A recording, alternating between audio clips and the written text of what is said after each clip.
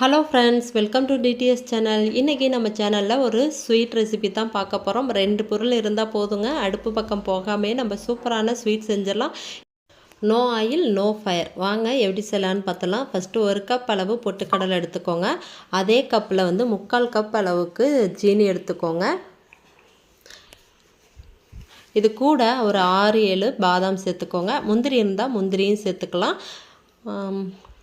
எல்லாத்தையும் மிக்ஸி ஜாரில் சேர்த்துட்டு அது கூடவே ஒரு 2 ஏலக்காய் போட்டு நல்லா ஃபைனாக அரைச்சி எடுத்துக்கலாம். இந்த அளவுக்கு நல்லா ஃபைனாக அரைச்சி எடுத்துகிட்டு இதை ஒரு மாவு சலிக்கிற சலாடில் சேர்த்துக்கோங்க. சேர்த்துட்டு நம்ம சலித்து எடுத்துக்கலாம். நம்ம என்ன தான் நம்ம ஃபைனாக அரைச்சிருந்தாலும் அதில் சின்ன சின்ன கட்டிகள் இருக்கும். இது போல் சலித்து எடுத்துட்டிங்கன்னா நமக்கு ரெசிபி செய்கிறது ரொம்ப ஈஸியாயிரும். இதுக்கு அடுப்பு தேவையில்லை, ஆயில் தேவையில்லை. இந்த அளவுக்கு நல்லா மாவை சலித்ததுக்கப்புறம் பாருங்கள் எப்படி இருக்குன்னு. இப்போ நம்ம மாவை நல்லா சலித்து எடுத்தாச்சு. அதில் ஒரு பிஞ்ச் அளவுக்கு மஞ்சத்தூள் சேர்த்துக்கோங்க. அது கூடவே ஒரு 1/4 கப் அளவு பால் பவுட்ரு சேர்த்துக்கிறேன். பால் பவுட்ரு ஆப்ஷனல் தான், வேணும்னா சேர்த்துக்கோங்க, இல்லைன்னா வேண்டாம். அடுத்ததாக 1 டீஸ்பூன் அளவுக்கு நெய் சேர்த்துக்கிறேன். எல்லாத்தையும் சேர்த்து நல்லா மிக்ஸ் பண்ணி விடுங்க. மிக்ஸ் பண்ணி விட்டுட்டு நம்ம இதை கொஞ்சம் கொஞ்சமாக காய்ச்சி ஆற வச்சுருக்கிற பாலை கொஞ்சம் கொஞ்சமாக சேர்த்து சப்பாத்தி மாவு மாதிரி பிசைஞ்சு எடுத்துக்கணும். மாவை நல்லா இது போல் மிக்ஸ் பண்ணி விட்டுட்டு காய்ச்சி ஆற வச்சிருக்கிற பாலை கொஞ்சம் கொஞ்சமாக சேர்த்து இது போல் மிக்ஸ் பண்ணி விடுங்க. ஏன்னா பால் சேர்க்கும் போது கொஞ்சம் கவனமாக சேர்த்துக்கோங்க. அதிகமாக போச்சுன்னா மாவு தண்ணி ஆயிரும். அதனால் கொஞ்சம் கொஞ்சமாக இது போல் சேர்த்து நல்லா கைகளால் சப்பாத்தி மாவு பிசைகிற மாதிரியே பிசைஞ்சு எடுத்துக்கோங்க. கைகளில் ஒட்டுற மாதிரி இருந்துச்சுன்னா கொஞ்சமாக நெய் தடவிட்டு நல்லா பிசைஞ்சு விடுங்க. இது போல் நல்லா சப்பாத்தி மாவு மாதிரி திரண்டு வரும். நல்லா பிசைஞ்சு எடுத்துக்கலாம். மாவை நல்லா சூப்பராக பிசைஞ்சாச்சு. நல்லா சாஃப்டாக இருக்குது பாருங்கள் மாவு.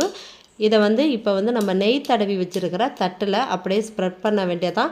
இப்போ நீங்கள் உங்களுக்கு ஷேப்பாக கட் பண்ண வேண்டாம் அப்படின்னாக்கா இதை சின்ன சின்ன உருண்டைகளாகவும் பிடிக்கலாம். லட்டு மாதிரி அப்படியே சாப்பிட்றதுக்கு நல்லா தான் இருக்கும். நான் இப்போ ஒரு நெய் தடவுன தட்டில் இதை சேர்த்துக்கிறேன். சேர்த்துட்டு இது போல் கைகளாலே வச்சு நல்லா அழுத்தி விடுங்க. ரொம்பவும் மெலிசாக இல்லாமல் கொஞ்சம் திக்காக இருக்கிற மாதிரி பார்த்துக்கோங்க.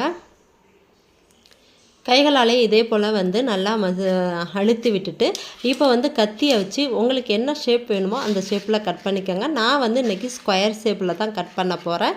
உங்கள்கிட்ட குக்கி கட்டர் இருந்தால் கூட நீங்கள் குக்கி கட்டரில் கட் பண்ணிக்கலாம்.